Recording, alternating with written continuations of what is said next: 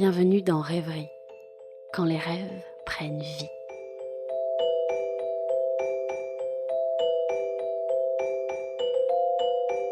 Les histoires que tu vas entendre ont réellement lieu, pendant la nuit, pendant une sieste, ou quand l'esprit s'échappe du moment présent.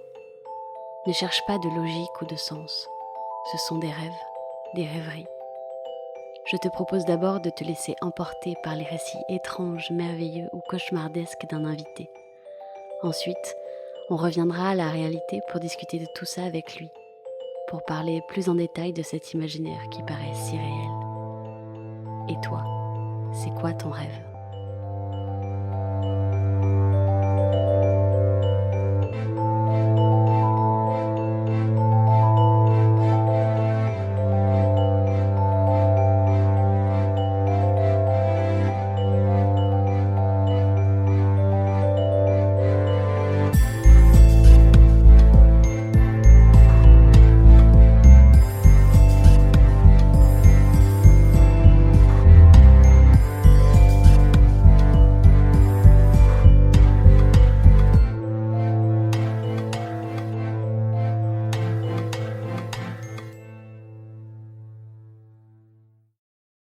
C'est un rêve qui a démarré sur une scène que j'ai vécue dans la vraie vie, donc c'était drôle.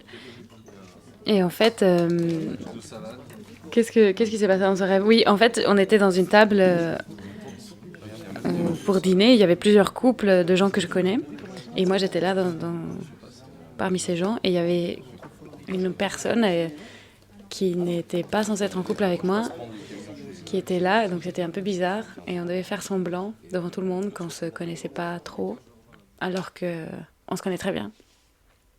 Et à un moment, il y avait la maman d'un de ces couples qui arrivait et qui disait, qui était trop énervée et qui voulait nous enfermer, et qui disait maintenant vous allez tous être enfermés pendant 9 ans parce que moi quand j'étais jeune j'ai vécu une quarantaine de 9 ans et j'ai rien pu faire dans ma vie et c'est hyper injuste, alors maintenant je vais me venger.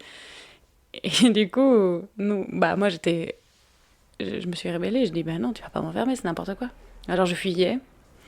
Et donc je sortais de cet endroit et j'allais dans un quartier pavillonnaire où en fait, que je connais très bien. En fait, ça n'existe pas, c'est quelque chose que j'invente dans ma tête, mais c'est le quartier que je vis dans mes rêves. En fait, à chaque fois que je rêve d'un endroit quand je suis dans une maison ou que je vais à un endroit où je suis censée dormir ou quoi que ce soit, c'est toujours ce même endroit. Je pense qu'en fait, dans une vie parallèle, je vis dans cet endroit où, en fait, il y a une autre Gabriella comme moi qui existe et qui vit à cet endroit.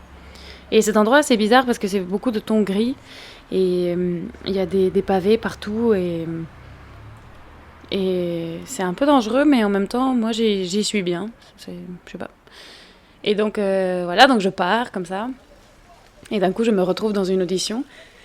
Alors, je suis hyper stressée parce que c'est une audition un peu stressante, parce que c'est comme un chef de la mode, comme Karl Lagerfeld ou quelqu'un comme ça, hyper puissant, qui va nous faire passer l'audition. Donc, je suis hyper stressée.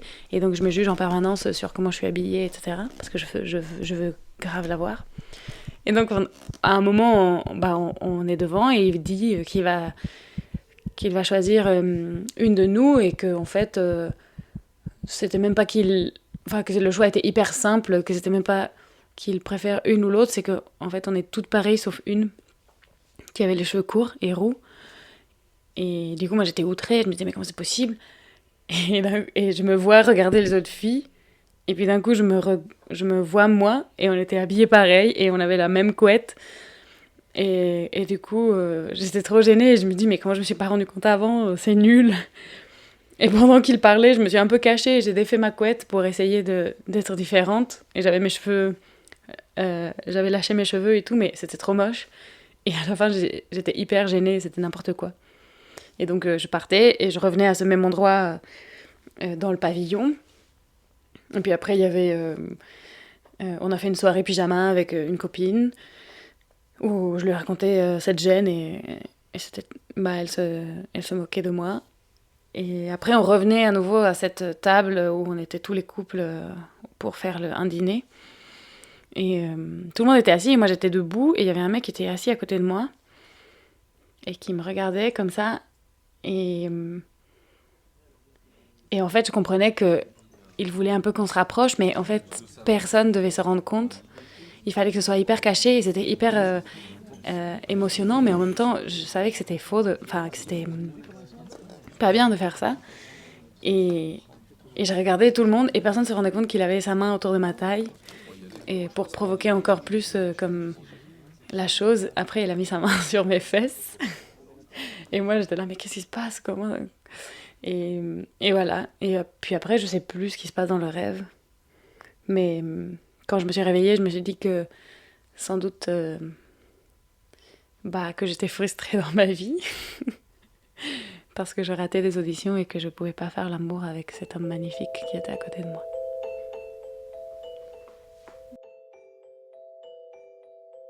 Donc Hergé, en somme, il y a toujours une construction du rêve, un véritable scénario du rêve, en tout cas, que pour le dessin, qui doit respecter une certaine logique et qui mélange les éléments du récit réel, c'est-à-dire de la vie, et du sommeil, des fantasmes qu'on peut avoir dans le sommeil. Donc même quand on montre un rêve, il faut le construire. Merci de nous avoir partagé ce rêve assez fou.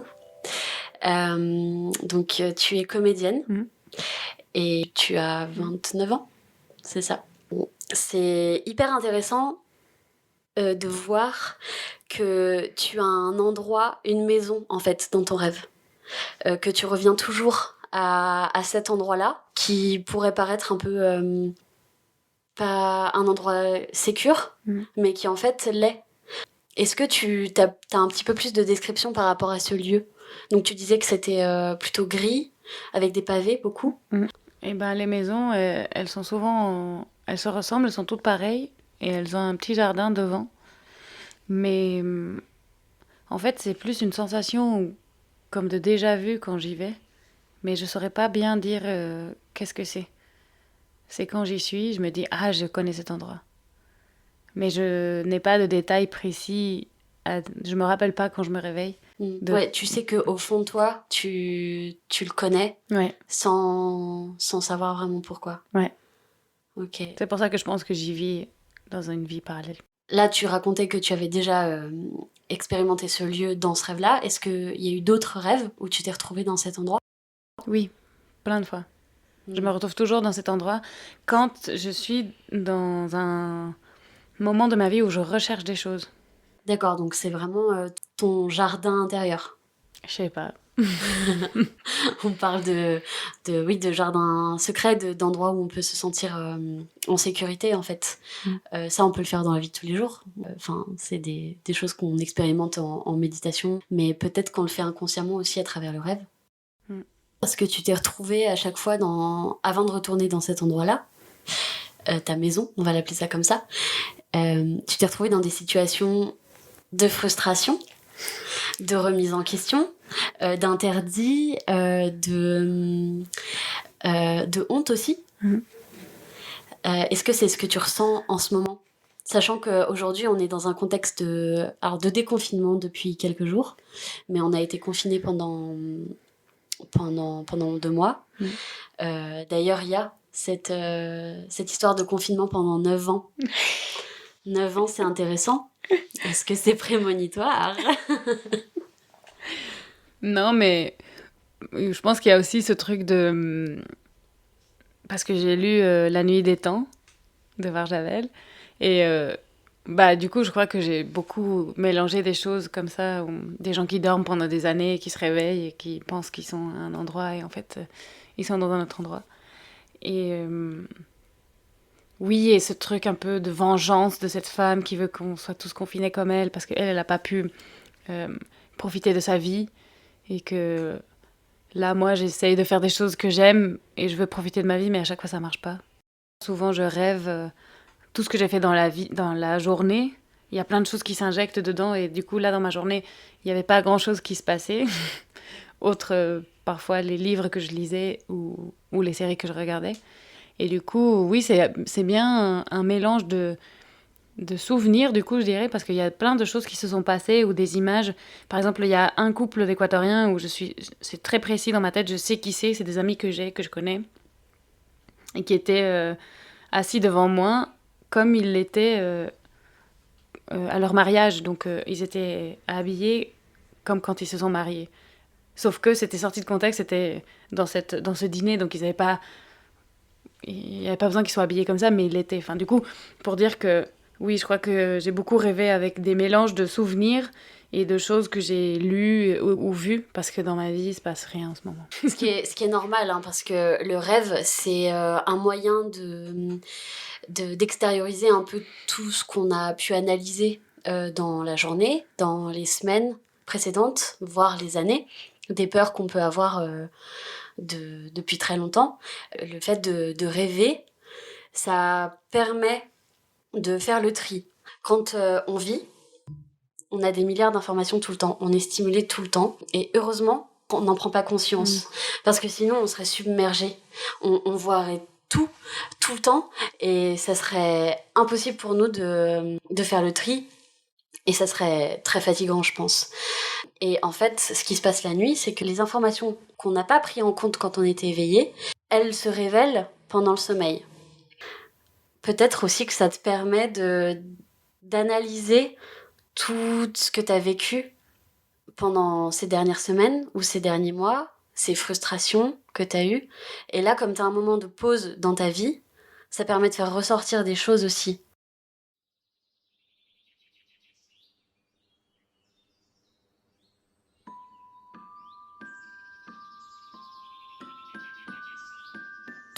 Tourne le disque dans ma tête. Si le vacarme avait une mélodie, ce serait celle-ci. Parle, mes pensées muettes qui s'évadent de ma bouche comme une fumée de cigarette. Danse sans un bruit, jambes en coton, bâton vanille.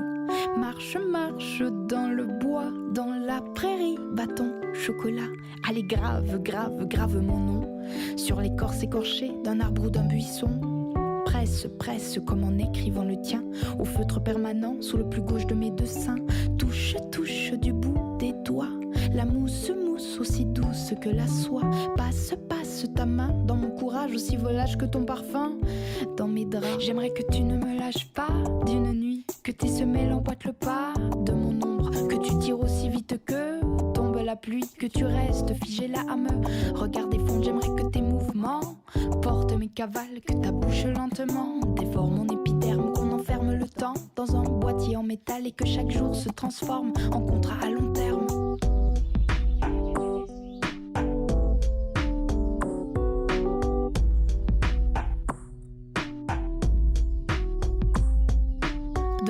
Dormons dans les champs de tournesol, quand les jours se changent en nuit, que les abeilles deviennent lucioles. Rêvons éveillés, car c'est avec les yeux fermés que trépasse la réalité. Ne bouge plus, regarde-moi, me mettre à nu, me mettre à plat. Bête sauvage d'un porcelaine, j'ai un peu froid, pelage de reine. Gronde le souffle du tonnerre, plonge ton regard dans l'œil du cyclone. Frappe les éclairs qui ricochent sur les cimes de la couche d'ozone. Flotte dans la rivière, la dépouille de ton cœur de pierre.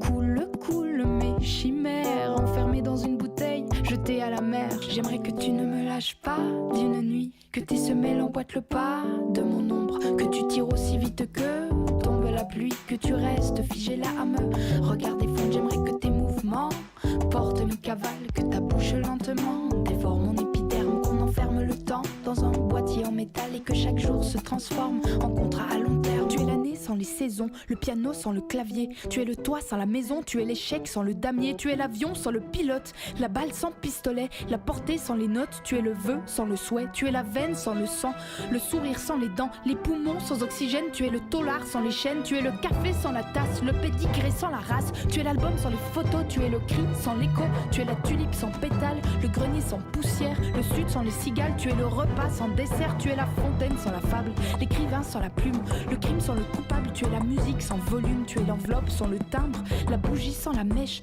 le tableau sans le peintre, tu es le cœur sans la flèche. J'aimerais que tu ne me lâches pas d'une nuit, que tes semelles emboîtent le pas de mon ombre, que tu tires aussi vite que tombe la pluie, que tu restes figé là à me regarder fondre. J'aimerais que tes mouvements portent mes cavales, que ta bouche lentement dévore mon épiderme, qu'on enferme le temps dans un boîtier en métal et que chaque jour se transforme en contrat à long terme.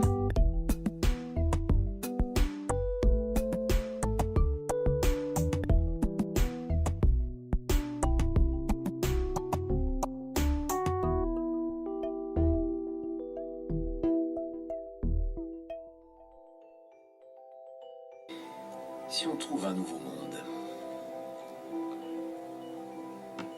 on fait quoi? Vous savez, dans Cosmos, Carl Sagan nous parle d'autres dimensions, des dimensions au-delà de notre monde. Oui, bien sûr, c'est une théorie. Oui, c'est une théorie. Donc, en théorie, comment on fait pour y aller? Vous voulez parler de Hugh Everett et de son hypothèse des mondes multiples, c'est ça?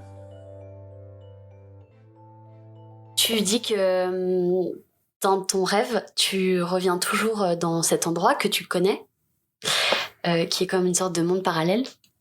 Est-ce que tu crois en monde parallèle? Bah, moi, je veux bien croire à tout ce qui est possible et oui, je me dis sans doute, il y a des endroits où, en fait, tout ce qui peut arriver va arriver. J'ai l'impression. Et comme à chaque fois on a plusieurs choix dans notre vie, et ben je me dis le choix que je n'ai pas fait, peut-être que une personne comme moi dans un autre monde l'a fait. Mais je sais pas bien par quel endroit ça se concrétise, mais ouais, je crois qu'il y a des mondes parallèles. Parce qu'en fait, il y a tellement de choses qu'on ne connaît pas, qu'on ne comprend pas, comme la matière noire ou les trous noirs, qui compressent le temps et l'espace d'une telle façon où je me dis peut-être qu'on pourrait faire des sauts dans l'espace, temps et arriver dans un autre endroit.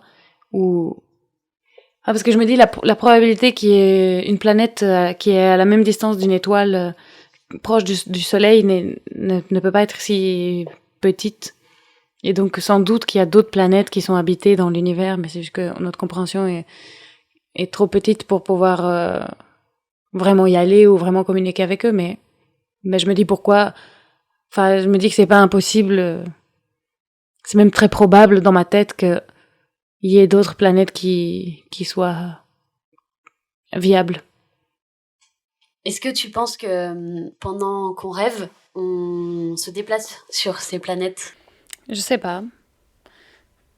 Après, c'est toujours de la matière qui est en action, donc oui, sans doute, peut-être qu'on peut traverser l'espace-temps et que l'endroit de notre rêve est un endroit réel et que on peut tous se retrouver. Je sais pas, mais peut-être, oui. Parce que ce n'est jamais seulement un rêve, n'est-ce pas? Un visage criblé d'éclats de verre fait autant souffrir dans un rêve que dans la réalité. C'est une projection mentale de ton moi digital. Alors, rien de tout ça n'est réel. Qu'est-ce que le réel? Quand on rêve, on a énormément de sensations.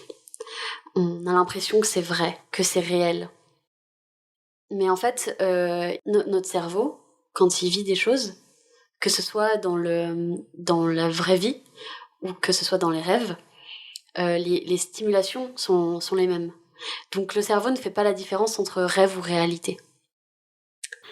Est-ce que finalement, rêver, c'est pas une autre réalité qui existe? Bah oui, ou sinon c'est la même réalité sous un autre angle. Vu que c'est quand même notre même corps qui ressent et c'est nous-mêmes. Donc peut-être que c'est la même réalité vue d'un autre point de vue, avec une autre perspective. La conscience de l'autre monde parallèle dans lequel on peut vivre. Peut-être. Merci Gabriella d'avoir pris ce temps pour partager ce qui se passait dans ton inconscient. À très bientôt, j'espère. Merci beaucoup de m'avoir invitée. À bientôt.